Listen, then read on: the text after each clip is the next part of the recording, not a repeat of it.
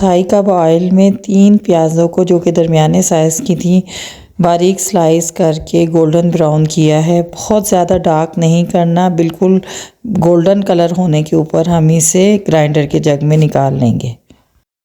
ہم نے اس میں 1 پاؤ دہی استعمال کرنی ہے، لیکن ہم ساری دہی جگ میں نہیں ڈالیں گے ورنہ پیاز صحیح طرح نہیں پیسے گی۔ پیاز کے حساب سے 2 سے 3 چمچ دہی ڈالیں اور پیاز جب باریک ہو جائے تو باقی دہی ملا لیں۔ پیاز ہماری دہی میں پس چکی ہے تو ہم اس میں باقی مسالے ملاتے ہیں۔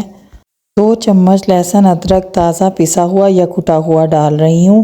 اس میں بالکل بھی پہلے کا پسا ہوا ادرک لہسن استعمال نہیں کرنا۔ اب شامل کریں گے 1 چمچی نمک، آدھی چمچی سے کچھ زیادہ پسی ہوئی لال مرچ اور آدھی چمچی گرم مسالہ۔ بس مسالوں کو اچھی طرح دہی میں مکس کر لیں گے۔ اب جو پسندیں ہم نے ہیمر کی مدد سے باریک اور چپٹے کیے ہیں ان کو باری باری اس مسالے میں اس طرح ڈپ کریں گے کہ مسالہ اچھی طرح ان کو لگ جائے۔ سارے پسندوں کو ان مسالے میں ڈپ کر دیں گے۔ اب اگر سردی کا موسم ہے تو آپ یہ کام 1 دن پہلے کر کے اوور نائٹ اسے چھوڑ سکتے ہیں فریج میں، ادروائز 3 سے 4 گھنٹے کے لیے گرمی کے موسم میں ضروری ہے۔ کم از کم میرینیشن کا ٹائم بھی 2 گھنٹے ہونا چاہیے۔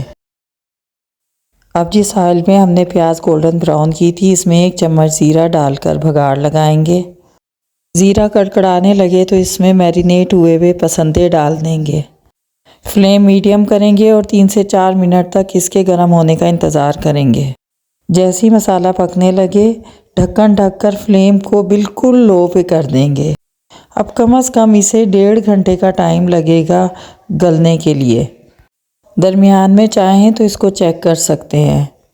جب تک گوشت گلتا ہے اتنی دیر میں ہم اس کا مسالہ تیار کر لیتے ہیں۔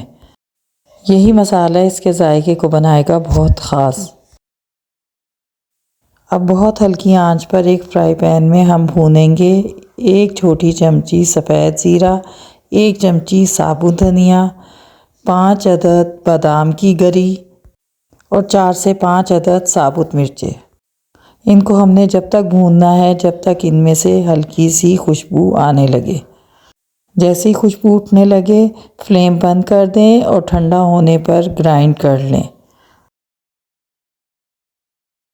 جب یہ مسالہ آدھا گرائنڈ ہو جائے تو اس میں 1 چمچ بھر کے ناریل کا برادہ ملا دیں۔ برادہ نہ ملے تو تھوڑی سی ناریل کی گری ملا دیں اور اس کے بعد اس کو فائن پاؤڈر کی شکل میں گرائنڈ کر لیں۔ اگر ناریل شروع میں ڈال دیا جائے تو مسالہ باریک نہیں ہوتا۔ اب گوشت گلنے سے کچھ پہلے جبکہ گوشت گلنے کے قریب ہو مگر ابھی گلا نہ ہو تو ہم یہ مسالہ اس میں ایڈ کر دیں گے اور 5 سے 10 منٹ تک ہلکی آنچ پر گوشت گلتا بھی رہے گا اور ساتھ ساتھ یہ مسالہ بھونے گا۔ بلکہ کوشش کریں کہ بھوننے کے لیے دیگچی کو سائیڈوں سے کپڑے سے پکڑ کر آہستہ آہستہ ہلائیں۔ اس طرح پسندوں کی شکل خراب نہیں ہوگی۔